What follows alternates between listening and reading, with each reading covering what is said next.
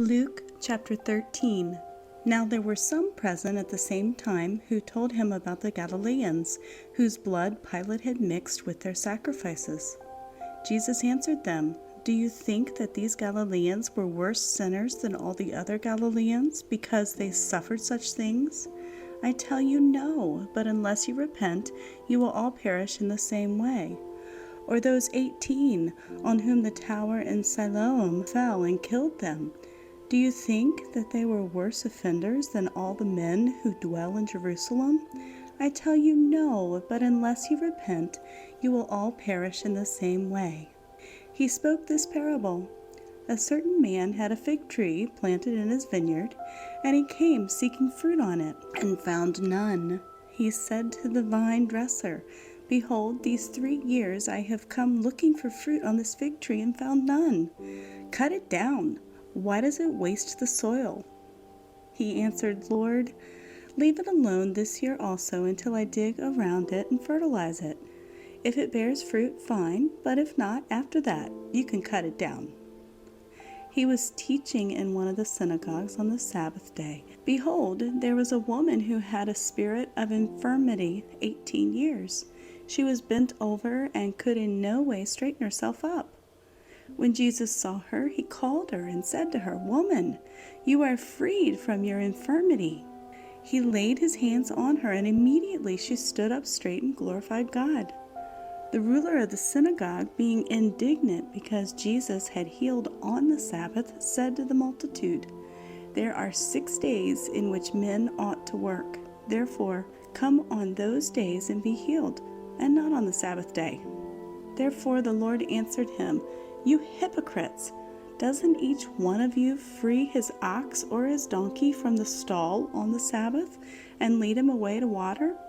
Ought not this woman, being a daughter of Abraham, who Satan had bound 18 long years, be freed from this bondage on the Sabbath day?" As he said these things, all his adversaries were disappointed, and all the multitude rejoiced for all the glorious things that were done by him. He said, "What is God's kingdom like? To what shall I compare it? It is like a grain of mustard seed, which a man took and put in his own garden. It grew and became a large tree, and the birds of the sky live in its branches." Again he said, "To what shall I compare God's kingdom? It is like yeast, which a woman took and hid in 3 measures of flour until it was all leavened." He went on his way through cities and villages, teaching and traveling on to Jerusalem. One said to him, "Lord, are they few who are saved?" He said to them, "Strive to enter in by the narrow door, for many, I tell you, will seek to enter in and will not be able." When once the master of the house was risen up and has shut the door, and you begin to stand outside and to knock at the door, saying, "Lord, Lord, open to us," then he will answer and tell you, "I don't know you or where you come from." Then you will begin to say, "We ate and drank in your presence, and you taught in our streets." He will say, "I tell you, I don't know where you come from. Depart from me, all you workers of iniquity." There will be weeping and gnashing of teeth when you see Abraham, Isaac, Jacob, and all the prophets in God's kingdom, and yourselves being thrown outside. They will come from the east, west, north, and south, and will sit down in God's kingdom. Behold, there are some who are last who will be first, and there are some who are first who will be last. On that same day, some Pharisees came, saying to him, "Get out of here and go away, for Herod wants to kill you." He said to them, "Go and tell that fox, behold, I cast out demons and perform cures today and tomorrow, and the 3rd day I complete my mission.